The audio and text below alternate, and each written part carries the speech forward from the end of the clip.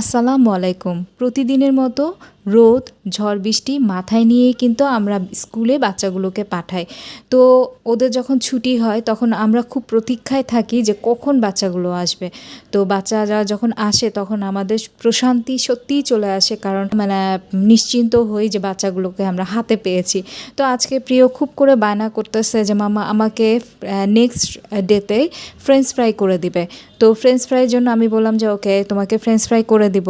এখন বলতেছে যে তুমি আমাকে প্যাকেট সস কিনে দিবা। আমি বললাম যে আচ্ছা ঠিক আছে, তাও কিনে দিব। তো ওর খুব ইচ্ছে হচ্ছে একেবারে সস দিয়ে ফ্রেঞ্চ ফ্রাই বক্স ভরে, টিফিন বক্স ভরে নিয়ে ও যাবে।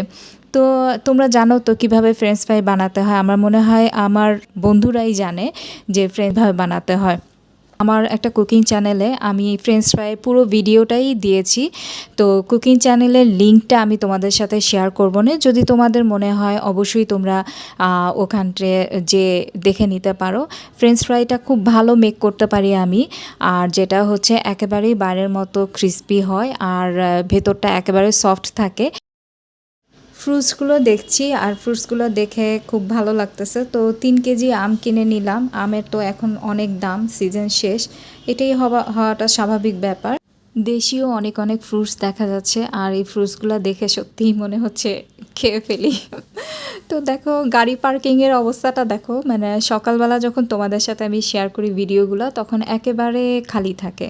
তোমরা হয়তো খেয়াল করে থাকবা আমার ভিডিওগুলো দেখলে যে একেবারে খালি অবস্থায় থাকে, আর এখন কি জগা খিচুড়ি অবস্থা। তো আজকে সামান্য বৃষ্টি হয়েছিল, দেখো পানি একটু রাস্তায় একটু কাদা কাদা ভাব হয়ে আসছে। তো প্রিয় যাচ্ছে, তো আমি প্রিয়কে বললাম একটু সাবধানে যাও যাতে ড্রেসে কাদা না লাগে, কিন্তু ও দেখা গেছে একটা গাড়ি এসে ওর ড্রেসে কাদা লাগিয়ে ফেলছে। তো আমি বললাম যে যা, আমাকে আবার এটা ক্লিন করতে হবে। তো বলতেছে যে মামা ওকে কি করব। আর এখন যেটা হচ্ছে ছোট মানুষ, আসলে আমি ওকে কখনোই ওকে বকাঝকা দেই না। তো যখন খুব বেশি উত্তেজিত করে ফেলে আমাকে, তখন আমি নিজেও কন্ট্রোল করতে পারি না। এটা সব মাদের ক্ষেত্রেই হয়ে থাকে। তো মারা একটু শাসন করবে, এটাই নর্মাল ব্যাপার, কারণ যে শাসন করে সে আদর করতেও জানে।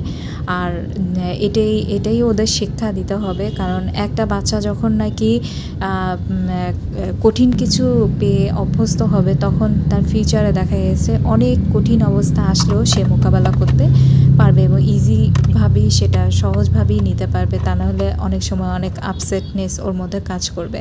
তো আমরা বাসায় চলে আসলাম, তো লিফটে উঠলাম। তো প্রিয় একটু টায়ার্ডনেস ফিল করতেছে। তো আমি বললাম যে এত টায়ার্ডনেস ফিল করো না, তো আমি তোমাকে একটা বেলুন দিব, ওয়াটার বেলুন, ওয়াটার বেলুন দিয়ে ও খুব খেলতে পছন্দ করে, গোসল করতে চায় না। আমি বলছি আচ্ছা ঠিক আছে তুমি গোসল করবা ওয়াটার বেলুন দিয়ে। তো ও মহা খুশি।